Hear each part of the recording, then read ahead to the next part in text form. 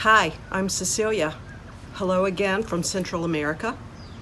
Last time we talked about how important it is to have a hobby, a pastime during your retirement. So today we're going to continue our journey talking about things that I have tried in my search for a sustainable hobby. And as we talk about these, we're going to look back at my checklist that we created last time to talk about, does it meet each of these 5 criteria? Does it work? And if not, why doesn't it work?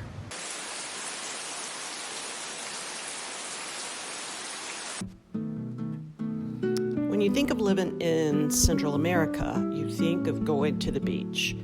And I have been to the beach. It's an hour and 15-minute drive, but it's a lot of fun. The water is always warm. There's great wildlife to watch. It's a great, great day. We'll throw the checklist up on the screen, even though I don't think that going to the beach qualifies as a pastime. It is not project-based. There could be tangible results. I definitely have the skill to drive to the beach and to lay in a chair and to drink beer or frosty adult beverage, whatever the case may be for that day. It is affordable to start. I have a car, so we'll say that it's affordable to start, and it's affordable per project.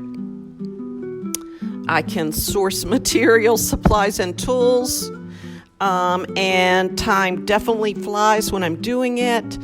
But, I have to drive there and drive back, and in rainy season, I want to get home early, and we go really, really early, and the sun is really strong. So chances are this is not a daily, this is something that I'll keep doing every couple of weeks, probably twice a month, 3 times a month, but not something that I'm going to do 5 days a week. But in the interim, enjoy this monkey video that we caught at the beach.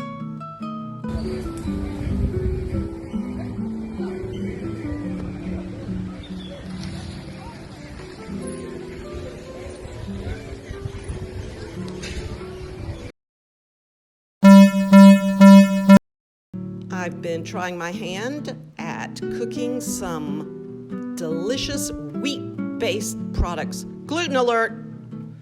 Roll that beautiful brownie footage.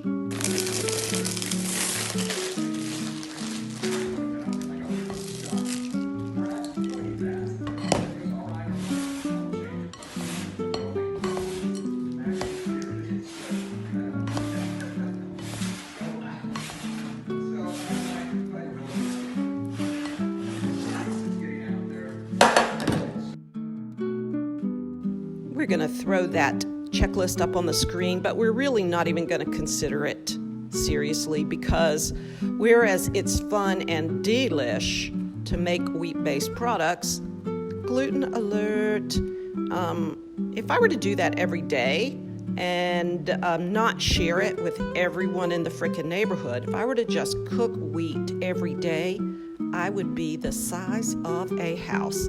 So, this is not gonna be a sustainable 5-day-a-week hobby, but I will keep making wheat-based products. I have been cooking. I've tried several recipes that I've found on Pinterest and on YouTube. It's been delicious. It's been fun, something to do with my hands, but I don't need to cook every day. Typically, if I make something big, like one of these big watermelon, cucumber, feta salads, that'll last me 4 days. So it's not something sustainable. I'm not even gonna throw the checklist onto the screen. One thing I have perfected is this pasta with broccoli and garlic. It's definitely something I could eat every day. It only takes 10 to 15 minutes all told, including chopping. So that's just pre-lunch task, not a hobby, but yum. Here, I'll show you how to do it.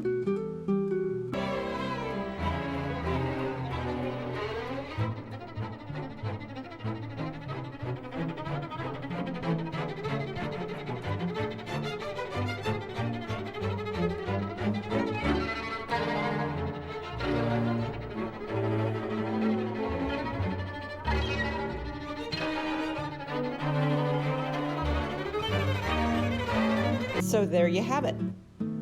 Done in less than 15 minutes, including chopping broccoli.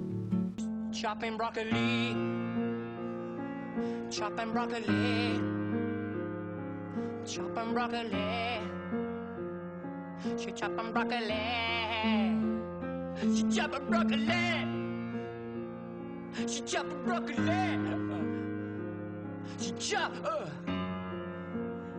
Earlier in the week, I made some delicious hummus.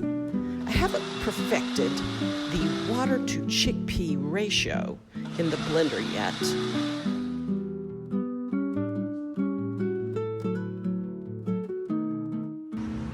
I've murdered lots of plants because I keep forgetting that I have a black thumb.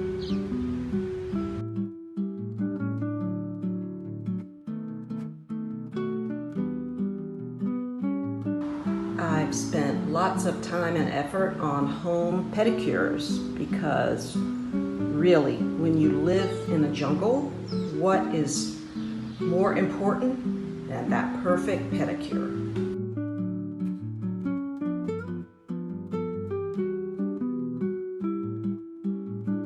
I've done some international travel. I've been to the US.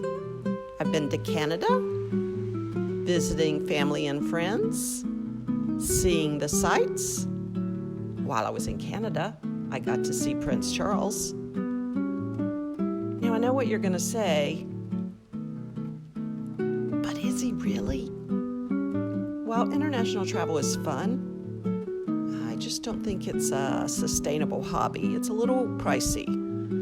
So I'll keep it on my to-do list, but it's not going to be, all that often. And finally, I spend a whole lot of time petting my dog. 2 hours later. And without even looking at the checklist, the only tangible result is that my dog loves me more and more. But that's not something I can hold in my hand. It's just something I can sleep with at night. So I think I'm going to keep looking.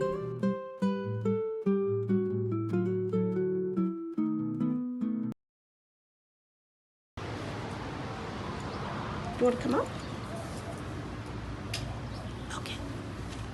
And so, at the end of today, I did want to say that making these videos, there's only been 2 so far, but making these videos has been really fun. And I think it meets many of my criteria. It's project-based. There's some learning curve involved, so it gets the old brain working. At first, it takes a little time. There's a little frustration, but with anything, as you go forward, you learn more. You figure out how things work. It's really a lot of fun. I've already got the equipment. Not the best equipment, but I've got some other equipment ordered. And so again, thank you so much for joining. I really appreciate that you've watched all the way to the end. If you enjoy the content, please like and subscribe. And if you want to be alerted for when the next video drops, you can hit the bell notification. And I look forward to seeing you next time. A luego, chicos.